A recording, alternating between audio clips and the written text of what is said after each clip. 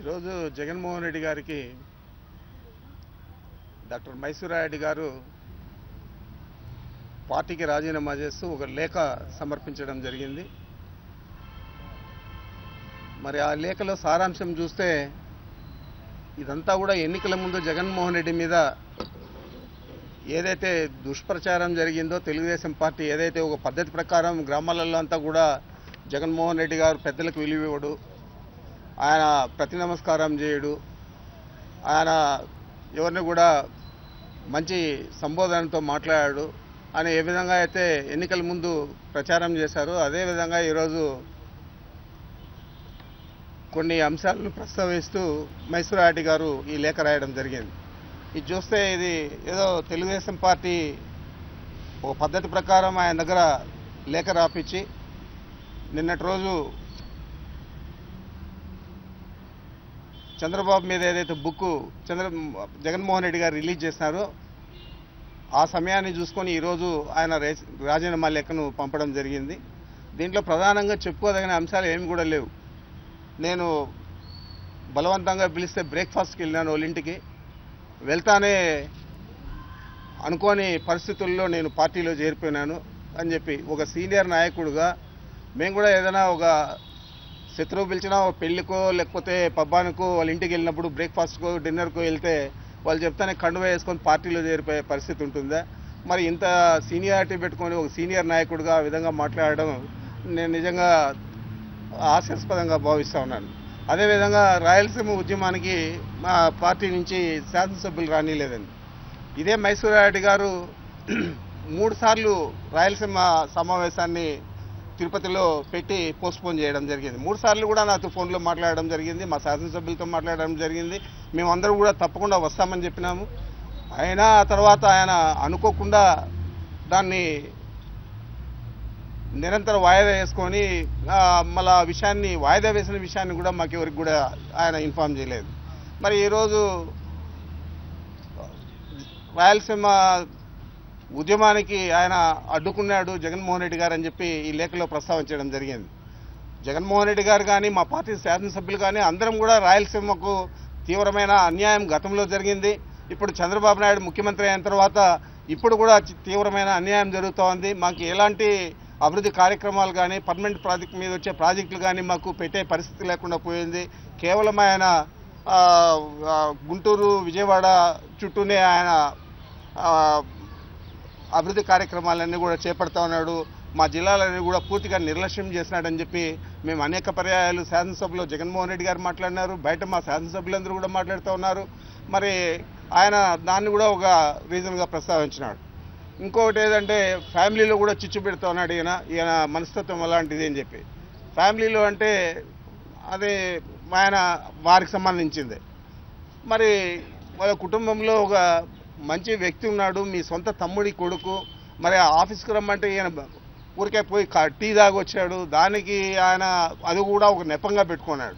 ఈరోజు అతన్ని జమ్ములమడుకు కోఆర్డినేటర్గా పెట్టినాం. ఆదినారాయణ రెడ్డి గారు పార్టీకి రాజీనామా చేసి తెలుగుదేశం పార్టీలో చేరిన తర్వాత అక్కడ అతన్ని మనం అభ్యర్థిగా పెట్టాలా, బై ఎలక్షన్ వస్తాయని చెప్పి పెట్టుకోవడం జరిగింది.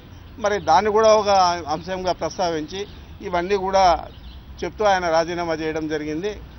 నేను తీవ్రంగా అభ్యంతరం చెప్పే అంశాలు 2 ఉన్నాయి దీంట్లో. అపరిచితుడు అనే క్యారెక్టర్తో, సినిమా క్యారెక్టర్తో ఈయన జగన్మోహన్ రెడ్డి గారిని పోల్చడం కానీ, ఈయనకు జగన్మోహన్ రెడ్డి గారికి డబ్బు అని ధ్యాస ఉంది అని చెప్పడం కానీ నేను తీవ్రంగా అభ్యంతరం తెలియజేస్తున్నాను. ఏం చేద్దంటే అపరిచితుడు అనే సినిమా ఆయన చూసినాడేమో కానీ నేను కూడా చాలాసార్లు చూసినాను.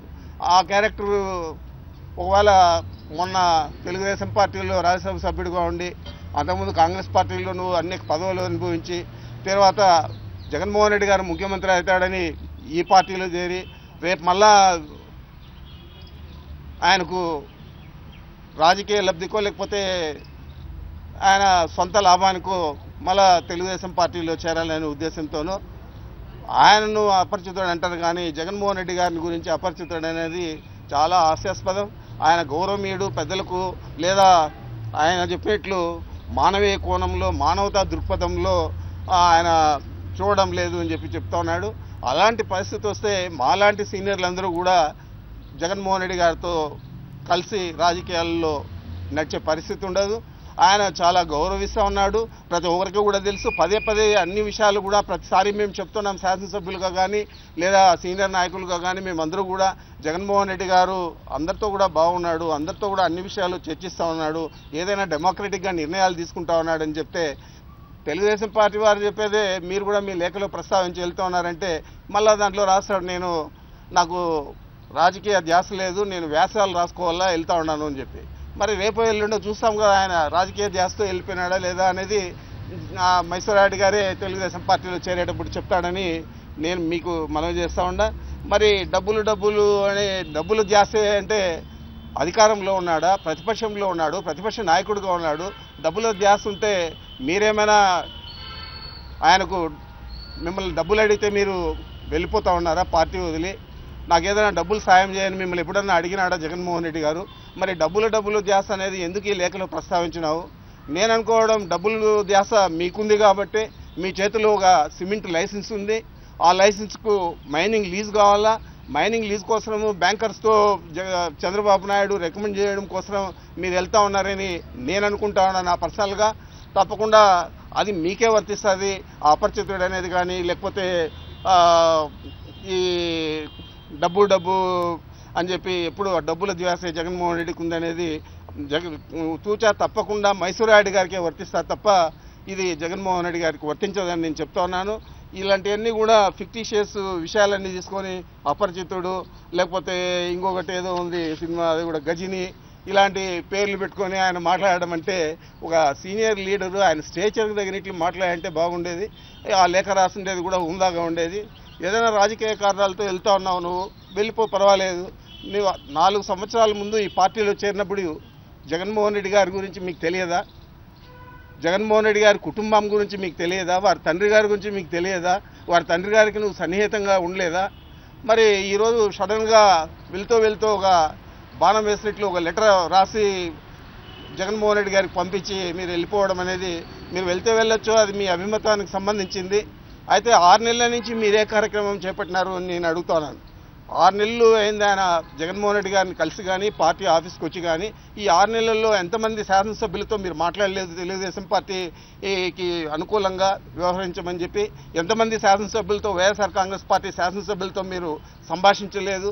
అవన్నీ విషయాలు కూడా పార్టీ కార్యకర్తలకు కూడా తెలుసు. జగన్మోహన్ రెడ్డి గారికి వ్యతిరేకంగా మైసూరారెడ్డి గారు పద్ధతి ప్రకారం తెలుగుదేశం పార్టీకి మద్దతు ఇస్తా ఉన్నాడు, శాసనసభ్యులందరినీ కూడా కూడగొట్టే పని చేస్తూ ఉన్నాడు, పార్టీ నుంచి రాజీనామా చేయించే పని చేస్తూ ఉన్నారని కూడా అందరికీ కూడా తెలుసు. మరి వెళ్ళేటప్పుడు ఇలాంటివన్నీ కూడా చేస్తూ ఈ విషయాలన్నీ కూడా మాట్లాడుతూ వెళ్ళడం అనేది చాలా దురదృష్టకరం. పార్టీలు మారడం అనేది వారి అభిమతానికి సంబంధించింది కానీ ఒకరి మీద అబాండాలేసు లేకపోతే ఉన్న విషయాలను చెప్పకుండా లేని విషయాలను ఉన్నట్లు మాట్లాడడము చాలా దురదృష్టకరం అని చెప్పి నేను మనవి చేస్తా ఉన్నాను. మరి ఇంకా చెప్పాలంటే పుంకాలుగా ఒక పక్క జగన్మోహన్ రెడ్డి గారు బుక్ రిలీజ్ చేస్తానే ఢిల్లీలో పార్లమెంట్ సభ్యులంతా కూడా ఇక్కడ ప్రెస్ కాన్ఫరెన్స్ పెట్టి జగన్మోహన్ రెడ్డికి ఎట్లా అపాయింట్మెంట్ ఇస్తారు, ఈయన కలిసే అర్హత ఉందా అని చెప్పి. మరి చంద్రబాబుకు ఉండే అర్హత జగన్మోహన్ రెడ్డి గారికి ఎందుకు లేదని నేను అడుగుతా ఉన్నాను. మరి అక్కడ ఒక శాసనసభ్యుడు ఎవరు అంటారు విజయవాడ నుంచి జగన్మోహన్ రెడ్డి గారికి హోమ్ మినిస్టర్ ఏ విధంగా అపాయింట్మెంట్ ఇచ్చినాడని చెప్పి. మరి అది కూడా వాళ్ళ విజ్ఞతకే వదిలేస్తా ఉన్నాను.